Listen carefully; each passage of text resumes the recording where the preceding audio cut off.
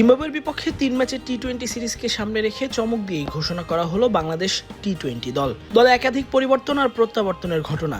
লিটন দাস নেই, সহ অধিনায়ক তাওহিদ হৃদয়ের কাঁধে এবার অধিনায়কত্বের দায়িত্ব। সবথেকে বড় চমক ইয়াসির আলী রাব্বি এবং মোসাদ্দেক হোসেন সৈকত ও সাইফুদ্দিনের ফেরা। শামীম পাটোয়ারির বাদ পড়াও অবাক করার মতো। এই সিরিজের দলে না থাকাদের তালিকায় আছেন তাসকিন আহমেদ এবং সৌম্য সরকারের নামও। আগামী 15 জুলাই বুলাওয়ের কুইন্স স্পোর্টস ক্লাব মাঠে শুরু হবে সিরিজের প্রথম টি-20।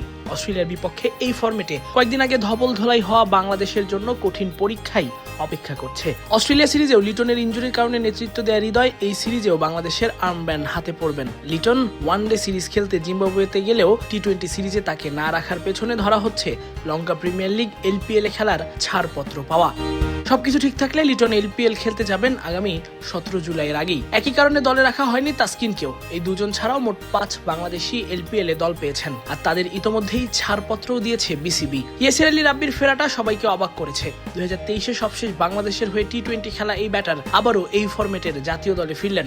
এর আগে বাংলাদেশ ইমার্জিং দলের হয়ে খেলেছেন তিনি। অস্ট্রেলিয়ার বিপক্ষে ওয়ানডে সিরিজে প্রত্যাবর্তন ঘটানো মোসাদ্দেক অজিদের বিপক্ষে দারুণ করেছেন। এই ফরম্যাটেও তার প্রত্যাবর্তন অনুমেয় ছিল। 4.5 বছর পর ফেরানো হলো তাকেও।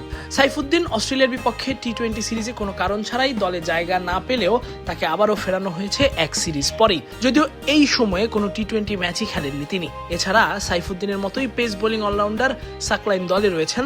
তাসকিন না থাকায় বাড়তি পেসারের অভাব মেটাতে সাইফকে দলে নিয়েছে ম্যানেজমেন্ট। অস্ট্রেলিয়া সিরিজে বাজে ব্যাটিংয়ের ফল পেলেন শামীম, তাকে জিম্বাবুয়ের বিপক্ষে দলে রাখা হয়নি। বাদ পড়েছেন সৌম্য সরকারও। এই ব্যাটারও অস্ট্রেলিয়া সিরিজের দলে ছিলেন, বলার মতো রান করতে পারেননি। এছাড়া মুস্তাফিজ নাহিদ রানারা এই সিরিজের দলেও আছেন পারভেজ ইমন, তানজিদ তামিম, সাইফ হাসানের মতো ব্যাটাররাও। কাজী নুরুল হাসান সোহান উইকেটের পেছনে দায়িত্ব সামলাবেন। শেখ মেহেদী স্পিনার হিসেবে আছেন নাসুম আহমেদও। তারা সকলেই নিজেদের জায়গা ধরে রেখেছেন। 15 তারিখ শুরু হওয়া সিরিজের দ্বিতীয় ম্যাচ 17 জুলাই আর শেষ ম্যাচ 19 জুলাই। সবগুলো ম্যাচই হবে বুলাওয়েতে।